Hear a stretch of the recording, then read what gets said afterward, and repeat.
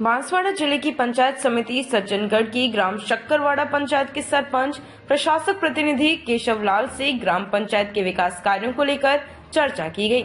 सरपंच प्रतिनिधि केशवलाल ने बताया कि हमने ग्राम पंचायत में आधारभूत सुविधाओं का विस्तार करवाया।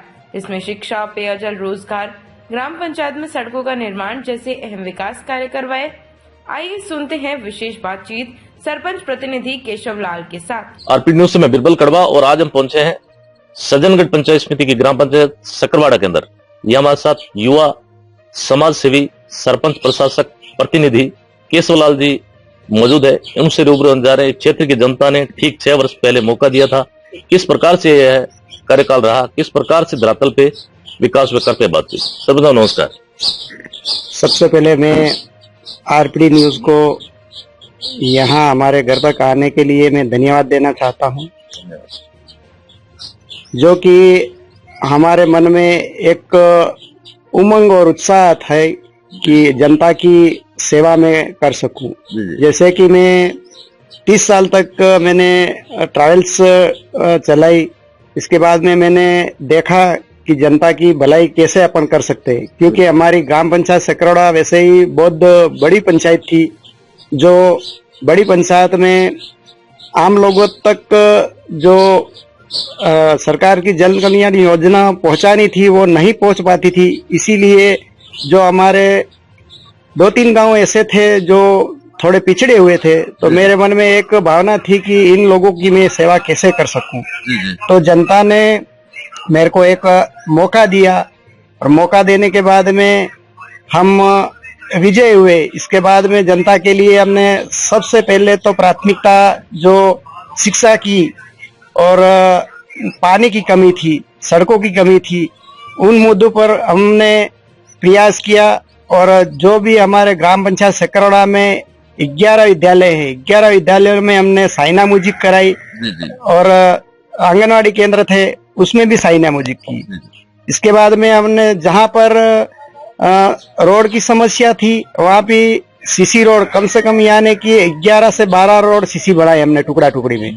इसके बाद में जहाँ पगडंडी रास्ता था, खेती करने के लिए किसान जाते थे, उनके लिए भी परेशानी थी। कोई छोटा मोटा ट्रैक्टर है, टेम्पो है, ले जाने के लिए उनको माथे पे उचक के लेके आना पड़ता था। उस जगह पर देवाल सड़क बनाई। इसके बाद में हमने जहाँ तीर्थ स्थान थे जैसे माता जी है, बावसी है, उस जगह पर हमने बारादरी का निर्माण किया। और जिन लोगों के अति आवश्यक समस्या थी पेयजल की, वो पानी के लिए पानी लाना पड़ता था दूर दराज से, उनके लिए हमने हेडपंप खुदवाए। कम से कम यानी कि 150 के करीबन हेडपंप खुदवाए। यानी यहाँ एक पेयजल एक बहुत बड़ी समस्या थी जिसका समाधान करवाया, जिसके लिए हमने यहाँ बहुत बड़ी समस्या थी पेयजल की, उसके लिए हमने 150 हेडपंप खुदवाए और इन लोगों को लाभ हमने दिया। केशव जी, ये जो सफर है आप बता रहे हो, 25-30 साल ड्राइविंग लाइन में आपने काम किया, वो सफर अच्छा था या जब सरपंच बनने उसके बाद में कैसा लगा? दोनों में क्या भिन्नता लगी? पहले ड्राइविंग लाइन करते थे, अब गांव की जिम्मेदारी है, लोगों की समस्याएं फेस होनी पड़ती है। कभी कोई कहता साहब हमें केटल सेट चाहिए, कोई कहता प्रधानमंत्री आवास चाहिए, कोई कहता रोजगार, तो परेशान नहीं होते?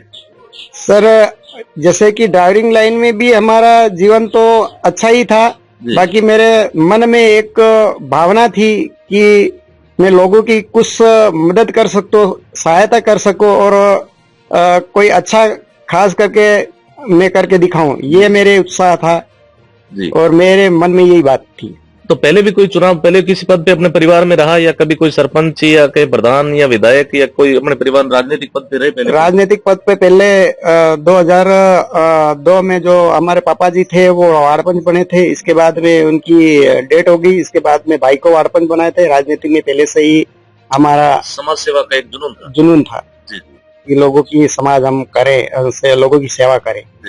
इसके अलावा सरपंच साहब बात करते हैं, एजुकेशन वाला एक बहुत बड़ा मुद्दा रहता है। विद्यालयों की स्थिति ठीक है, कहीं न कहीं दर्जर अवस्था में थे। सरकार ने निर्देश भी दिए कि पुराने दर्जर भवन है उनको हटाओ। और विशेष तौर से विद्यालय का स्टाफ किस प्रकार है? आप जाते हैं, पढ़ाई वगैरह किस प्रकार की है, बच्चों में यहाँ रिजल्ट वगैरह किस प्रकार से रहता है? शक्करवाड़ा की बात करें, शक्करवाड़ा की बात करें सर, तो यहाँ से हमारे जो विद्यालयों के तो जर्जर अवस्था में तो विद्यालय तो बहुत है, जो सरकार रूम नहीं दे रही है।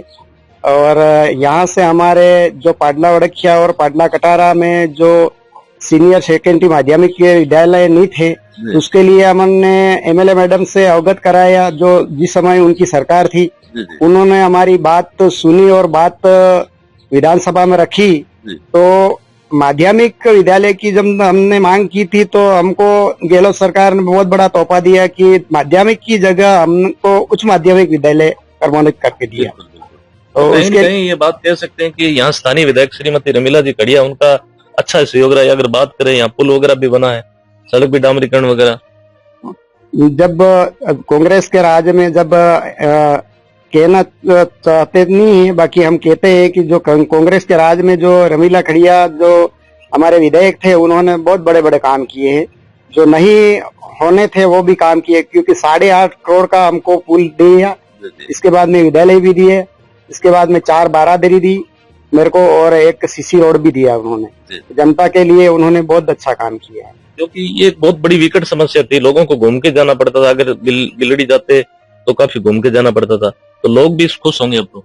लोग बहुत खुश है और वाहवाही कर रहे हैं कि जो नहीं काम हुआ था 70 साल में, जो अभी उनके कर कर्मलों से ये पुल बना, और यहाँ कई लोगों की जान भी गई। आर पार नदी जब करते थे उस समय पानी का बहाव ज्यादा आ जाता था तो कई लोग बह भी गए। ये समस्या हमने विधायक मैडम को बताई और उन्होंने हमारी बात को सुना और ये पुल की बहुत बड़ी उपलब्धि हमको दी। इसके अलावा सरपंच साहब बात करते हैं युवाओं के लिए, क्या विशेष तौर से युवाओं के लिए भी अपने यहाँ पे कोई खेल कूद मैदान की या लाइब्रेरी वगैरह की इस प्रकार की कोई व्यवस्था पंचायत में आपके माध्यम से या विधायक मैडम से के प्रयासों से ऐसा कोई काम हुआ?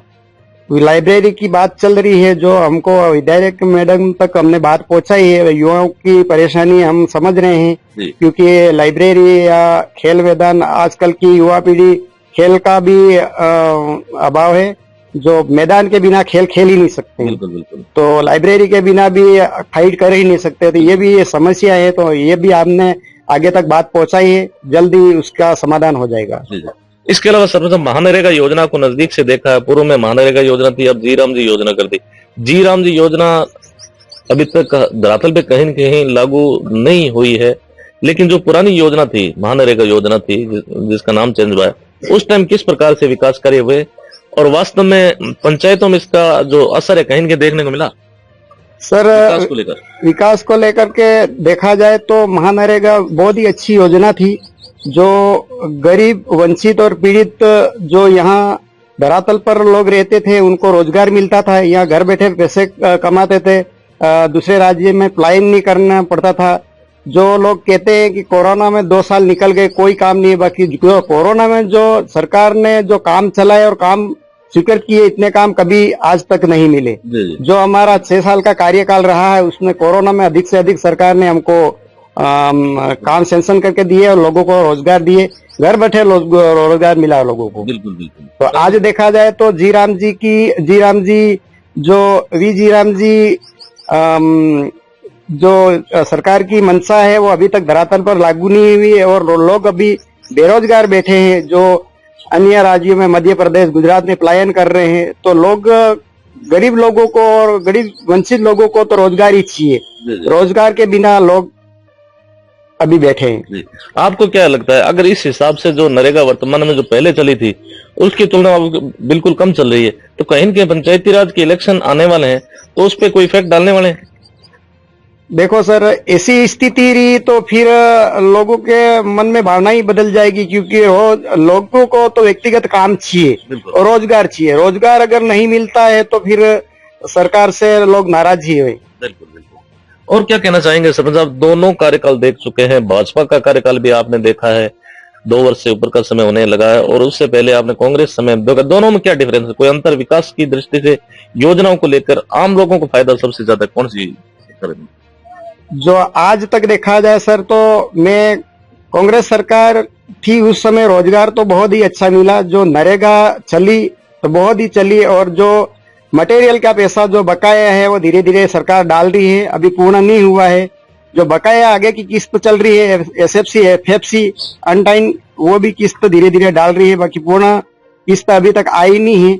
और अभी विजय राम जी वाला जो सरकार की मंशा है वो अभी तक धरातल पर लागू नहीं है, इसीलिए हम इसके बारे में क्या बता सकें। जी जी बिल्कुल सरपंच साहब, कहीं न कहीं अगर बात करें जो सामग्री आपने कहा जैसे महानरेगा योजना थी उस टाइम में जो सामग्री भुगतान है वो कहीं न कहीं उसका भुगतान नहीं होने की वजह से पंचायत में जो सरपंच चाहता था, जब सरपंच बने थे बड़े बड़े वादे भी कहीं न कहीं किए होंगे कि मैं ये करूंगा वो करूंगा गांव के अंदर, लेकिन कहीं न कहीं उससे भी निराशा साफ झलक रही है। कैसे निराशा सर इसलिए झलक रही है कि जो भी सरकार ने काम तो स्वीकृत करा दिए और जो ठेकेदार लोग थे उन्होंने धरातल पर काम भी कर दिया, जो मटेरियल का पेमेंट नहीं आ रहा है तो उसकी वजह से ठेकेदार भी यूं हिचकिचा रहे हैं कि पेमेंट नहीं आया तो आगे का काम भी कैसे करे। जो बहुत सारे काम ऐसे पेंडिंग पड़े हैं कि जब तक पैसा नहीं आएगा तो कोई साहूकार लोग कोई कहीं सीमेंट लानी, लोखंड लानी, ब्लॉक लाना है, कोई रेती लानी, गिट्टी लानी है, तो पहले वाले पैसे पेंडिंग पड़े हैं तो ये पैसे पेंडिंग पड़े तो अभी उधारी भी कौन देगा।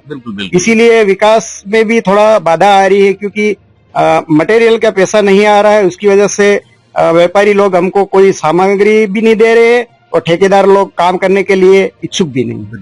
सरपंच साहब, अब आपकी पंचायत नवगठित पंचायत बन चुकी है, उसको लेकर क्या कहना चाहेंगे? कितने गांव हैं और आगे आपका क्या मूड रहेगा? सर अभी हमारी ग्राम पंचायत सक्करवाड़ा में रेवेन्यू गांव जैसे 7 गांव थे जी। सक्करवाड़ा, वाजवा अम्बा, जगोला, कावड़िया, पाडला मोखा, पाडला कटारा और पाडला वड़किया, जिसके लिए यहाँ से लोग पंचायत में जाने के लिए बहुत दूरी का सामना करना पड़ता था, बारिश हो ठंडी हो।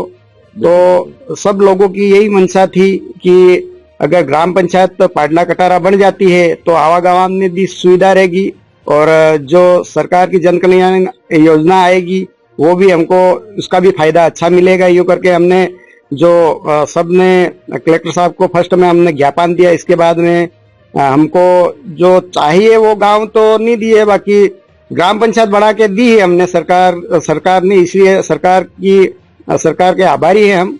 पाडला कटारा नवसर्जित ग्राम पंचायत बनने पर आभारी है। तो आगे क्या केशव जी, एक बार पुनः वापिस गांव की सेवा के लिए, समाज सेवा के लिए तत्पर रहेंगे? क्या मोड है? अगर पंचायती राज के जस्ट इलेक्शन हो सकता है सरकार कभी भी घोषणा करे तो क्या वापिस मैदान में दिखेंगे, एक बार गांव की जनता का भरोसा जीतने का प्रयास करेंगे? सरकार और जनता का एक हमारे पर विश्वास और अच्छा हमने काम किया हो तो जनता अगर चाहती हो तो जरूर हम मैदान में उतरेंगे और नए नवसर्जित ग्राम पंचायत बनाने के लिए भी उसमें अहम भूमिका निभाएंगे और अच्छी ग्राम पंचायत बनाएंगे, क्योंकि हमने इतना प्रयास करके ग्राम पंचायत पाडला कटारा बनाई है। तो अगर जनता अगर फिर एक बार मौका देती तो उसको तसल्ली से अच्छा हम बना के देते, ये हमारी भावना और ये मंशा है। अंत में कुछ कहना चाहेंगे अपने विशेष तौर से गांव के लोगों को, कोई अपील?